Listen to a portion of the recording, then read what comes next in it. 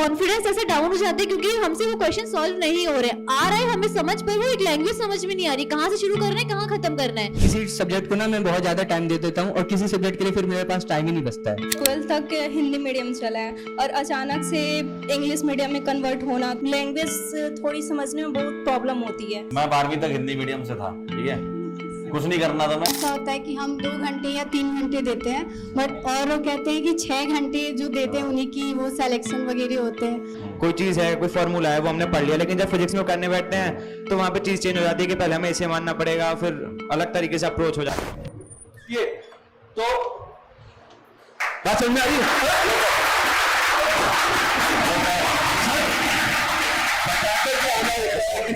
थोड़ी आते हैं जैसे आप लोग, तो बच्चों मोस्ट वेलकम। बैठ जाओ आप लोग, बैठे। हाँ। और बताओ कैसा लग रहा है? बढ़िया लग रहा है एकदम। तुम्हारे हंसते हुए चेहरे बता रहे हैं अच्छा लग रहा है। सही है। तो हमारे साथ कुछ बच्चे आए हैं, लास्ट ईयर के टॉपर बच्चे। आप लोग आओ ना, हाँ इधर आ जाओ। तो जो भी आप लोगों के सवाल रहते हैं वो सारे सवाल हम लेंगे, है ना। लेकिन उसके पहले ये बता दें कि जो इन बच्चों ने लास्ट ईयर किया है, वो जो आप करने जा रहे हो अब, तो वो गाइडेंस बहुत जरूरी होता है जो आपको सच में चाहिए। क्योंकि तैयारी के समय में क्या होता है कि आप लगातार, ऐसा नहीं होता है कि आप पढ़ते ही जाओ बस सिर्फ, है ना। उसमें बीच में बहुत सारी चीजों का एनालिसिस करना होता है, कब कौन सी चीज की जानी चाहिए। एक डेफिनेट पाथ होता है उसका, अगर उसको फॉलो करोगे तो आप जरूर सक्सेसफुल हो जाओगे और इन्हीं जैसे अच्छे कॉलेजेस में पढ़ोगे, है ना। तो जिन बच्चों के भी सवाल हैं एक बार हैंड रेस कर दो, माइक तुम्हारे पास आ जाएगा। गुड इवनिंग सर, मेरा नाम प्रसिद्धि सिंह है। मेरा क्वेश्चन ये है, जैसे हम क्वेश्चन सॉल्व करते हैं, तो अगर हम बायोलॉजी से स्टार्ट करते हैं तो वो हम एनसीईआरटी पढ़ के उसके क्वेश्चन सॉल्व कर लेते हैं, लाइक बहुत ज्यादा एनसीईआरटी से ही आता है तो वहां से सॉल्व कर लेते हैं। केमिस्ट्री के भी बहुत से मॉड्यूल हम सॉल्व करते हैं तो हो जाता है, पर फिजिक्स में प्रॉब्लम आती है उनके न्यूमेरिकल्स की लैंग्वेज में। तो उसमें क्या होता है, हम क्वेश्चन सॉल्व करने बैठे हैं, अगर हम नॉर्मल मॉड्यूल कर रहे हैं तो मॉड्यूल में होता है ऐसा लो लेवल से हाई लेवल पे जाते हैं, तो हम वो कर रहे हैं। पर अगर हाई लेवल की कर रहे हैं या फिर एनसीईआरटी कर रहे हैं, एनसीईआरटी की जो लाइन्स है थोड़ी डिफिकल्ट है, तो वो जो लैंग्वेज होती है क्वेश्चंस की वो कभी कभी समझ नहीं आती है। तो जब हम उन्हें सॉल्व कर रहे हैं, तो हमने 5-6 क्वेश्चंस करे, हमें एक भी नहीं समझ में आया। अगर हमने 1-2 करे तो थोड़ा कॉन्फिडेंस बढ़ता है, पर वही हमने करे और कॉन्फिडेंस ऐसे डाउन हो जाते हैं क्योंकि हमसे वो क्वेश्चन सॉल्व नहीं हो रहे, आ रहे हैं हमें समझ, पर वो एक लैंग्वेज समझ में नहीं आ रही, कहाँ से शुरू करना है कहाँ खत्म करना है। तो उस टाइम पे कैसे उन क्वेश्चंस को सॉल्व करना चाहिए कि हमें ऐसा मोटिवेशन जो होता है ऐसे डाउन ना हो, हम उन क्वेश्चंस को प्रैक्टिस कर पाए। जैसे मैं अगर इसका आंसर बताऊं तो जैसे जब हम क्वेश्चन सॉल्व करने लगते हैं तो जैसे अगर आप ज़्यादा क्वेश्चन सॉल्व कर लोगे ना तो एक टाइम पे दिमाग आके सब ब्लॉक सा हो जाता है। तो उसके लिए या तो फिर आप कल कर लो, और अगर ऐसा हो रहा है जैसे टॉपिक वाइज क्वेश्चंस है और आपको एक टॉपिक में आप क्वेश्चंस नहीं कर पा रहे हो, तो मे बी ऐसा हो सकता है कि आपका वो कंसेप्ट ही वीक हो। आप अगले दिन जाके विद्यापीठ में जैसे डाउट काउंटर्स भी होते हैं, आप उधर पूछ सकते हो या अपने टीचर से दोबारा पूछ सकते हो, तो वो चीज़ हो सकती है। हाँ बस, और मल्टीपल टाइम्स जब प्रैक्टिस करोगे तो उससे तो फिर फ्रीक्वेंसी मतलब जैसे आपने फिजिक्स करी होगी, तो बस आपसे एक चीज और लास्ट जाननी है मुझे कि फिजिक्स में आपने न्यूमेरिकल्स के लिए अलग कोई बुक रेफर की थी या फिर सिर्फ एनसीईआरटी और मॉड्यूल, और कितने टाइम्स हम लाइक दिन में कितने क्वेश्चंस करें फिजिक्स के तो हमें फिजिक्स थोड़ी इजी लगे? मैंने तो बस पीडब्ल्यू के मॉड्यूल्स, सर के नोट्स, और जो सर के नोट्स में जो आपको क्वेश्चंस कराते हैं उनको आप जरूर रिवीजन करना, और डीपीपी यहाँ पे प्रोवाइड होती है, मैं बता रही हूँ डीपीपी बहुत अच्छी होती है, तो डीपीपी जरूर करनी है सब बच्चों को। और बस दैट्स इनफ, इससे ज़्यादा करने की जरूरत नहीं है। फिजिक्स की अगर बैक एक्सरसाइज कर सकते हो तो ठीक है, नहीं तो फिर बस इतना बहुत है। मेरे ख्याल से इससे ज्यादा टाइम भी नहीं बचेगा ना। क्लास नोट्स करो, आप क्लास के क्वेश्चन करोगे, डीपीपी करोगे और प्रैक्टिस शीट वगैरह करोगे, मॉड्यूल करोगे, तो बस हो गया। Thank you sir. जो तुम लैंग्वेज की बात कर रही थी ना कि लैंग्वेज लंबा होता है, तो लैंग्वेज में कुछ नहीं है, बस एक कहानी है। उस पूरे क्वेश्चन में तुम्हें बस मेन चीजें देखनी है कि जो डेटा है वो क्या है। तुम लैंग्वेज में फंसो मत ना, वो तो सिर्फ एक कहानी है कि राहुल ने ये किया, जो भी लैंग्वेज है वो सिर्फ उसमें जो मेन डेटा है कि हाँ किस वेलोसिटी से चल रहा था, किस तरीके से प्रोजेक्ट हुआ, just focus on that data और उस हिसाब से आंसर निकालो। तो उसको मतलब क्वेश्चन देख के इंसान घबरा जाता है कि इतना बड़ा लेंथी सा है, बट उसमें सिर्फ मेन डेटा पे फोकस करो।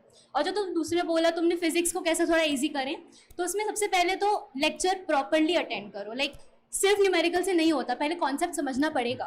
तो पहले लेक्चर को ना एकदम प्रॉपरली करो, और जो लेक्चर में क्वेश्चंस कराए हैं उसको तुम फिर से करो, ठीक है। लेक्चर के दौरान भी लेक्चर के दौरान तो वो टाइम देते होंगे करने का, तो उसमें आप पॉज करके जितने जल्दी हो सके करो, नहीं हो रहा तो फिर सर से समझो और फिर घर जाके उसे फिर से करो।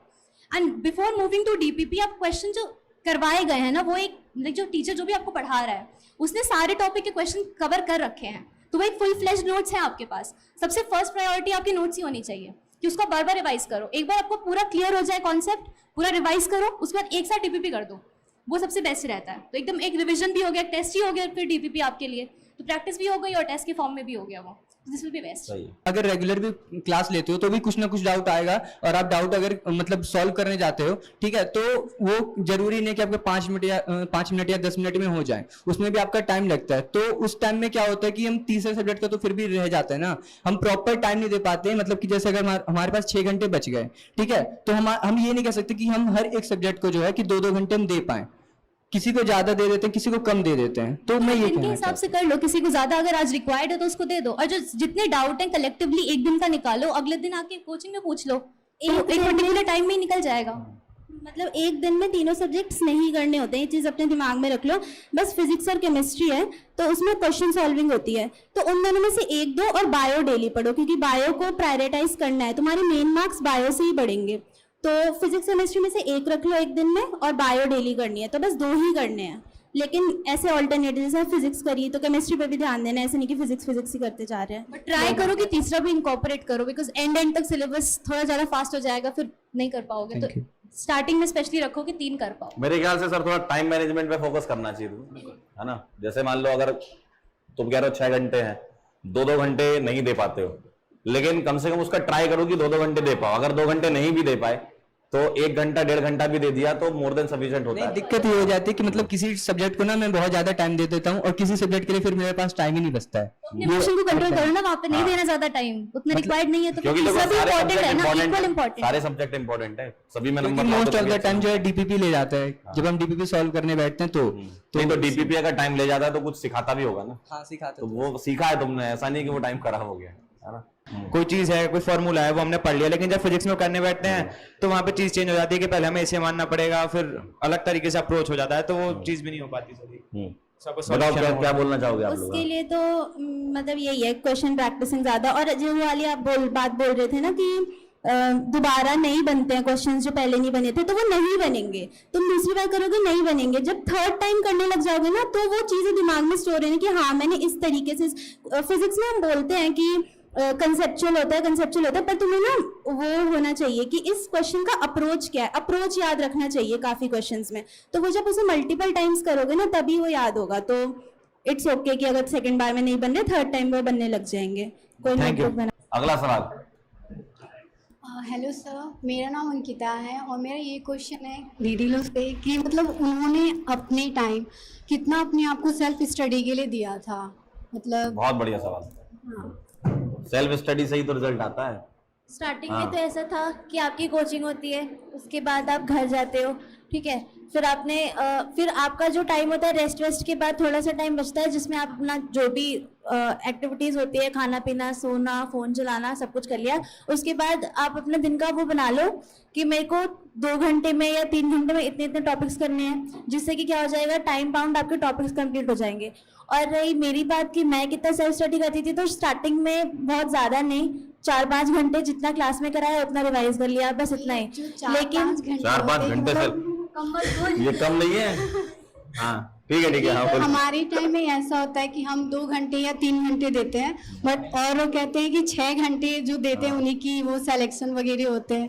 ये तो तुम्हारा भी पड़ेगा। अभी तुम्हें लग रहा है कि 2-3 घंटे तुम दे पा रही हो, हाँ। जब तुम आगे पढ़ोगी तुम्हें समझ में आएगा, सिलेबस आगे बढ़ेगा, तुम्हारा भी वो टाइम ऑटोमेटिकली बढ़ जाएगा। Just be consistent. अभी तो तुम्हारा स्टार्टिंग है, अभी मतलब 1 पूरा साल है, you are at the very good stage कि तुम प्रॉपरली तैयारी कर सकते हो।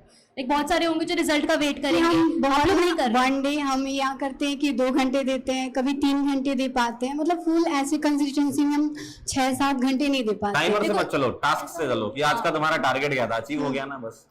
अगर आपको चैन की नींद आ जा रही है ना पूरे दिन काम करके, उससे बेस्ट कुछ नहीं है। अगर मीठी नींद आती है, पूरे दिन काम किया और संतुष्ट हो गए कि भाई इससे ज्यादा तो फोकस के साथ नहीं कर सकते थे, तो इट्स गुड। उसके बाद धीरे धीरे वो बढ़ता जाएगा। जबरदस्ती नहीं पढ़ना, जबरदस्ती पढ़ रहे हो, नींद के झोंके आ रहे हैं, गिरे जा रहे हो किताबों में। हम और क्या? टाइम लगा देते हैं तो क्लास में बहुत नींद आती है। और मई में तो ऐसा होता ही है। तो नींद पूरी लो और जितना तुम अभी कर रहे हो ना उसको पहले मेंटेन करने की कोशिश करो। Correct. वो ग्रेजुअली बढ़ेगा। अभी तुम्हारा फोकस होना चाहिए कि इतना मैं कर पाऊं, वरना क्या होगा इससे भी नीचे गिर जाओगे, थोड़ा और कम हो जाएगा। तो उसको पहले मेंटेन करो कि इतना मैं कंसिस्टेंटली करूं, 1 महीने 2 महीने, और इंक्रीज होने वाली बात वो ऑटोमेटिक हो जाएगी, तुम्हें टेंशन लेने की जरूरत। जैसे हमारे पेरेंट्स या फिर हमारे टीचर्स होते हैं वो बोलते हैं कि लाइक मॉर्निंग में पढ़ना चाहिए, मॉर्निंग में जो चीज़ें जो हैं वो आपको याद रहती हैं। अब जैसे मैं हूँ, मैं रात को ज़्यादा प्रेफर 4 बजे करती सोते हूँ। हैं सुबह। हाँ मतलब वही है, रात में ही जागते हैं आजकल लोग। हाँ, तो मैं मतलब लाइक पूरी रात पढ़ सकती हूँ। मतलब वो मगर वो लोग बोलते हैं कि लाइक सुबह में पढ़ना चाहिए, सुबह में चीज़ें जो हैं वो याद रहती हैं। बट हम लोग जो है वो सुबह में ज़्यादा याद नहीं रख पाते, मतलब नींद में होते हैं, आधा पढ़ पाते हैं आधा नहीं पढ़ पाते हैं। तो क्या मतलब हमें सुबह में पढ़ना चाहिए? डॉक्टर लोग ही जवाब देंगे इसका। अरे रिलेटेबल है, हमारे साथ भी यही होता है। अभी एमबीबीएस में यही हो रहा है, सुबह हम मतलब आंखें बंद रहती है, लेक्चर लेते हैं, कुछ समझ में आता नहीं है, वो भी हम रात को ही पढ़ते हैं। मैं भी रात को ही पढ़ता था नीट में, ऐसा कुछ नहीं है, वो तुम्हारे पर डिपेंड करता है कि तुम कब सूट करा तुम्हें टाइम। अगर तुम्हें सुबह अच्छा लग रहा है तुम सुबह पढ़ो, रात को अच्छा लगता है रात को पढ़ो, उसमें क्या डिपेंड करता और आपकी प्रोडक्टिविटी आप पे डिपेंड करती है। जो टाइम सूट करता है उसमें है। इफेक्टिव पढ़ो, बात है इफेक्टिव पढ़ना। एक है बस लेके बैठा हूँ मैं, यार मेरे को समझ में नहीं आ रहा, बैठा ही हूँ 2 घंटे हो गए बैठा जा रहा हूँ, कुछ नहीं। बस इस चीज़ का ध्यान रखना कि जब क्लास में आ रहे हो तो प्रॉपर नींद लेके आ रहे हो। ऐसा नहीं होना चाहिए कि मतलब सुबह 4 बजे सो रहे हैं और यहाँ पे क्लास में 8 बजे क्लास है, यहाँ पे तो बस 3 घंटा नींद लेके आ रहे हैं। बस इस चीज़ का ध्यान रखो, बाकी रात में पढ़ना है तो पढ़ सकते हो। ठीक है, thank you. Hello sir, I am Anshu Malhotra. और सर मेरा क्वेश्चन ये था कि मेरा जैसे 12th तक हिंदी मीडियम चला है और अचानक से इंग्लिश मीडियम में कन्वर्ट होना, तो ये लैंग्वेज थोड़ी समझने में बहुत प्रॉब्लम होती है। तो क्या इसके लिए क्या करना चाहिए? जैसे हिंदी से इंग्लिश में डायरेक्ट कन्वर्ट होना। आप स्टार्टिंग में अगर कोई क्वेश्चन देख रहे हैं ना, जैसे कि नीट का पेपर हिंदी इंग्लिश दोनों में आता है, लेट्स से अगर आप कोई क्वेश्चन देखे ना तो आप हिंदी वोकैब से इंग्लिश पे जाने की कोशिश करिए, डायरेक्टली इंग्लिश पे जंप मत करिए, है ना। आपको पता होना चाहिए कि जैसे मुझे तो 2-3 ही शब्द आते हैं कि फोटोसिंथेसिस, प्रकाश संश्लेषण। तो अगर मैं हिंदी मीडियम में होता तो मैं ये समझ आता कि हाँ प्रकाश संश्लेषण को फोटोसिंथेसिस बोला हुआ है। नेक्स्ट टाइम फोटोसिंथेसिस दिखेगा तो I will be able to mark that. तो धीरे धीरे करके आपकी वोकैब रिच होगी, क्योंकि हिंदी भी आपने कई सालों में सीखी है। तो इंग्लिश भी सीखने में आपको टोटल 3-4-5 महीने तो देने पड़ेंगे, 1000, 2000, 5000 सवाल तो करने पड़ेंगे। धीरे धीरे आपको पता लग जाएगा एग्जैक्टली किस टर्म को क्या बोला जाता है। और अगर नहीं समझ में आ रहा तो नीट का पेपर तो हिंदी में है ही, साइड में देखो और थोड़ा बहुत उससे रिलेट करने की कोशिश करो। मैं 12वीं तक हिंदी मीडियम से था, ठीक है, कुछ नहीं करना था मैं। देखो ऑर्गेनिक वाली चीजें हैं वो रिएक्शन चलती है, उसमें कोई हिंदी इंग्लिश का मतलब नहीं है, ठीक है। ज्यादातर दिक्कत तुम्हें बस बायोलॉजी में आएगी, जो वर्ड्स हैं। तो सर ने ऐसा बोला है ना कि हिंदी से इंग्लिश वाला मैपिंग करना है, बस शब्दों को पकड़ना है, अंदर की चीजें नहीं पकड़ना है, एज आर ये सब नहीं पकड़ना होता है, शब्द पकड़ना है बस उसमें, है ना। Thank you sir. बहुत बहुत थैंक यू।